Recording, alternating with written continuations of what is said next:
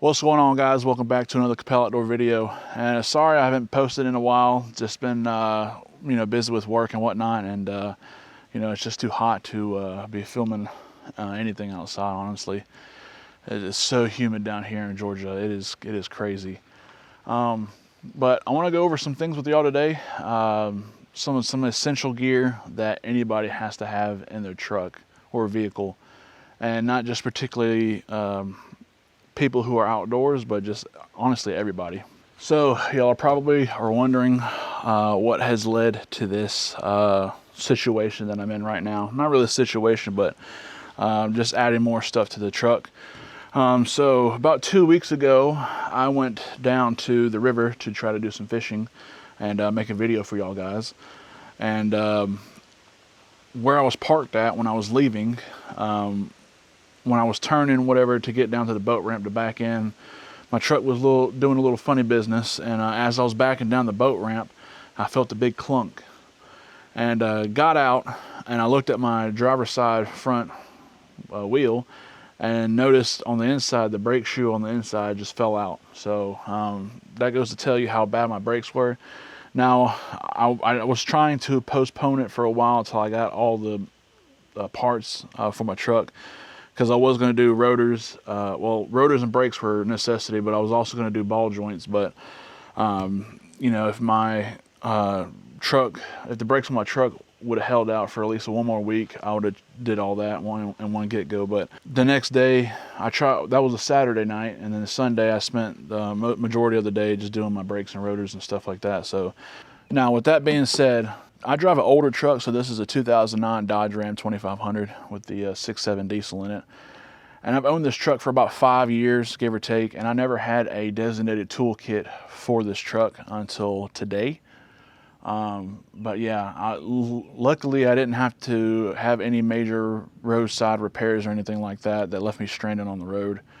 I guess you could say that what happened 2 weeks ago kind of left me stranded, but luckily I had Abby help me out, and she brought all the tools that I needed just to temporarily get my truck back on the road to where I can get it to the house. That kind of gave me a wake-up call saying, hey man, you really need something for your vehicle. Now, this is what I have. You don't have to have something this complex or whatever you want to call it. You can make this as simple as you want or as complicated as you want, but these two things right here are what is going to stay in my truck 24/7. So let me show y'all what's inside. All right, guys, so we have this Plano box right here. This is what keeps my jack in here, as well as some other small tools. And I think I'm also going to put just a few items of recovery gear in here, since I do have a lot more room in here. And then this right here is a Craftsman toolbox. Very simple 3-drawer Craftsman toolbox. The lid opens up, you can have some more stuff in here, but we're going to go ahead and tackle this Plano box right here. So this right here is a Plano box. It's a heavy-duty sportsman trunk. This is the 108 quart capacity, and the reason why I have such a big trunk like this is for the jack that I use. This right here is a Badlands 3-ton jack from Harbor Freight. Now, this is the jack that I use for my truck. Now, could I use like a shop floor jack? I mean, I could. The road has to be like really level or whatever, but not with this jack. This is an off-road jack. It's got the big tires you can see in here. This right here is a homemade brake line clamp.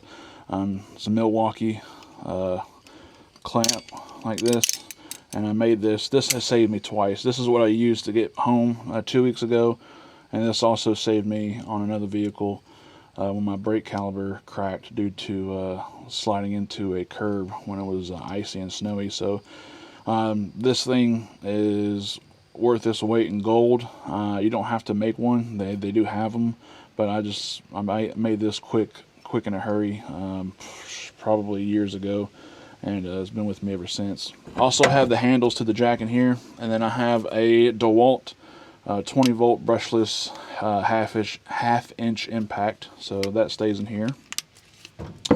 And then I have DeWalt battery charger here. So, but yeah, guys, that's what I keep in this little tote right here. All right, guys, so let's go ahead and get into the toolbox. This lives in the back seat for now. And like I said, this is a Craftsman 3-drawer toolbox. I got this at Lowe's for about $72, I think.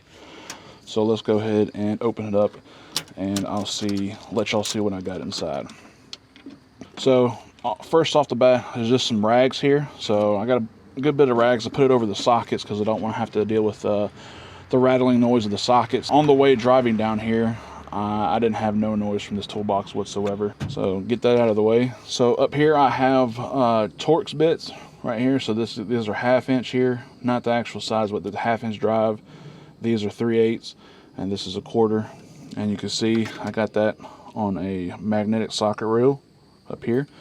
And then I have a Pittsburgh little small magnetic tray here. So when you're doing your maintenance on your truck, you can keep your bolts there, and you know that you won't lose them. So as you can see here, I got this is the battery for my DeWalt. I kind of keep them separate, so I didn't have any room for the DeWalt in here, so I keep the battery in here just a kind of reminder that, hey, you actually have this tool with you in your truck when I'm working on something. And then here I have sockets. So I got these green socket rails from Harbor Freight. Most of these tools in here I've got for Harbor Freight. Most of them I had already at the house. So all of these were a kit that I bought. So these are 1/2 inch deep well sockets, impact grade. So I got 1 1/4 inch up to 7/16, and then I also got the shallow sockets, impact as well. So that's 1 1/4 inch. Mine is the 1 1/8 because the set didn't come with it. So 1 1/4 inch down to 3/8. And then I have 3/4 drive here, 3/4 drive impact sockets. So 3/4 to 5/16. So I got the small ones as well, the shallows as well.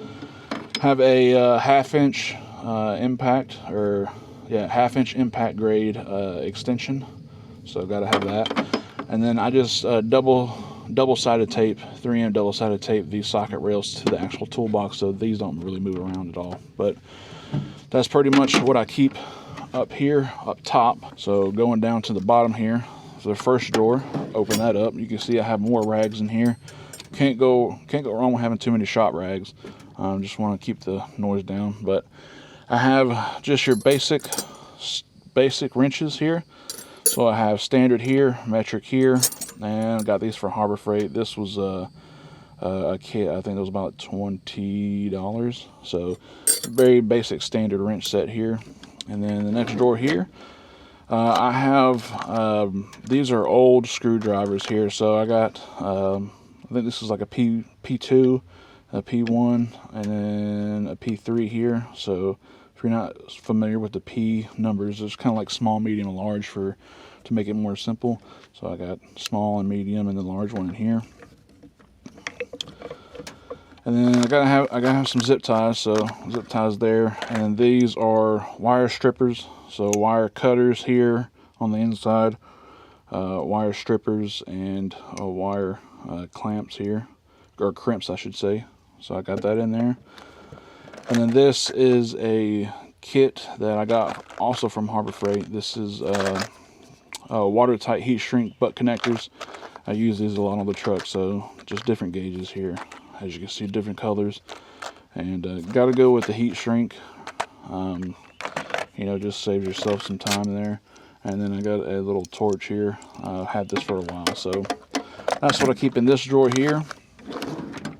So the next drawer here, as you can see, I have, this is from Harbor Freight. It's a Pittsburgh. This is an extendable 1/2 inch ratchet. This thing is awesome.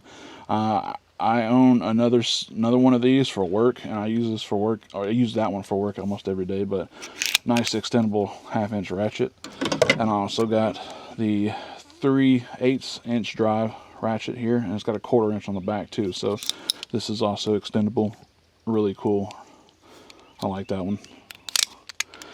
And then I got a big pair of channel locks here. So, you know, there's plenty of needs for channel locks. Got a medium-sized pry bar, got a smaller pair of channel locks, and I got a ball peen hammer, just a hammer in general. So, might upgrade to a bigger hammer, but this is what I'm gonna rock for now. So, yeah, guys, that's pretty much about it. As far as this little Craftsman toolbox, can't really go wrong with it. And you know, it has two little clasps right here. I guess that's what you call them, and a little lock right here. So if you want to, you put a little lock. Well, guys, I hope y'all enjoyed this little short video. This kind of, that little situation I had about 2 weeks ago was kind of an eye-opener that I definitely need something for my truck. Not only to, you know, get me back home or to a parts store or a automotive shop or whatever, but yeah, guys, I hope y'all enjoyed it just as much as I enjoyed making it. If y'all want to see more content like this, don't forget to check out the rest of my channel, and I'll see y'all on the next one.